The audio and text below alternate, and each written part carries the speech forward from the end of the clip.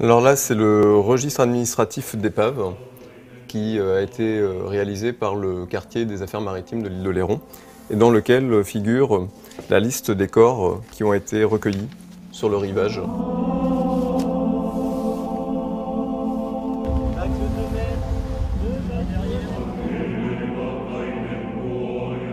Il est mentionné âgé de 30 à 35 ans, taille 1,78 m, cheveux noirs, montre noire, nez fort, visage rond, front couvert, complètement nu, porte une blessure à l'oreille droite, tatouée sur l'avant-bras droit, 2 femmes et un cœur transpercés d'une lance. Sur le dos de la main droite, une femme et une rosace à 5 branches avec initiales EL.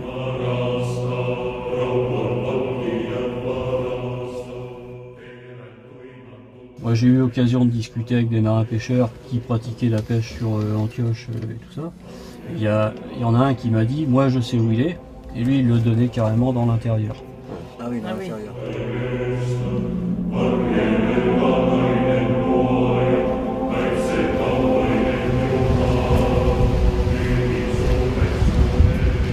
Je recommence, donc là on est devant le rocher d'Antioche, hein, donc tu vois, c'est là que le port Calédonia a naufragé, donc un peu sur la gauche de la tourelle. Les rapports du canot de sauvetage parlent de vagues qui font quasiment 15 mètres, donc qui font plus que la hauteur de la tourelle, se briser sur le navire, hein, donc, et c'est ce qui l'a complètement disloqué, ce qui explique que dès le lendemain matin, on n'aperçoit plus rien du navire.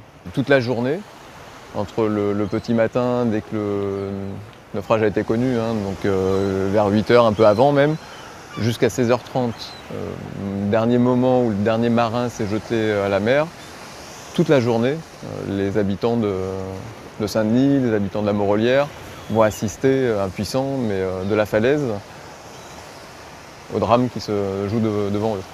Donc les légendes étaient correctes ou pas? Non. Pas exactement. Il y a une différence de distance par rapport au témoignage. Il y a plus d'un mille. Ouais, on n'est pas du tout à l'emplacement qui avait été indiqué, soit dans les sources orales, de visu, soit, j'allais dire, dans certains rapports, comme le canot de sauvetage. Est-ce que c'est parce qu'il aurait dérivé ou Non, apparemment. Comme la mer était démontée, qu'il y avait des vagues de 15 mètres, et que la visibilité était très mauvaise, les repères étaient faussés, complètement faussés. Quoi. Donc les témoignages visuels donnent un départ de recherche, mais donnent pas le point, exact pour trouver en fait l'épave. En fait. Et après, le sonar est vraiment indispensable pour le localiser de façon précise.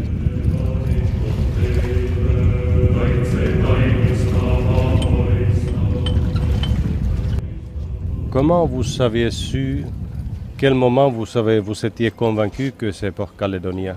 Alors, les premières images qu'on a fait du bateau, donc en identification, comme on savait que c'était un voilier, on cherchait un navire qui n'avait pas de machine, pas de chaudière, pas d'hélice, pas d'arbre d'hélice. On savait que c'était un bateau qui était assez grand, donc qui devait faire dans les 90 mètres. Et après, au sonar, on a quand même aperçu quelques objets métalliques qui dépassaient, qui étaient assez spécifiques. Et par la suite, on a plongé dessus et on s'est rendu compte qu'en fait, les parties métalliques qu'on distinguait au sonar, c'était des pièces d'éléments qui tenaient le mât de Beaupré à l'avant.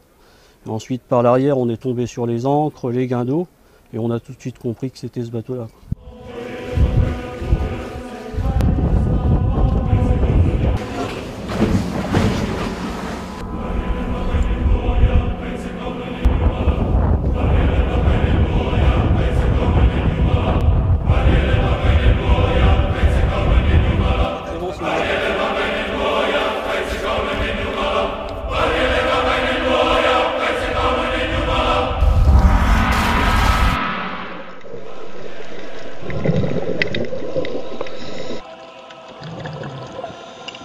Voir les ancres, donc voir des éléments du bateau qui puissent vraiment se rapprocher de la structure même du bateau. Hein. C'est vraiment quelque chose de très émouvant. Il faut vraiment prendre en compte les marées déjà, puis les courants, parce que le courant est vraiment violent sur la zone. Hein.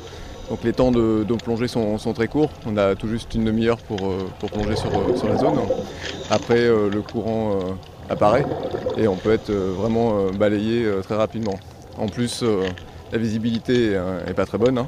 La mer brasse le fond et on est vraiment comme dans une machine à laver, on est brassé perpétuellement.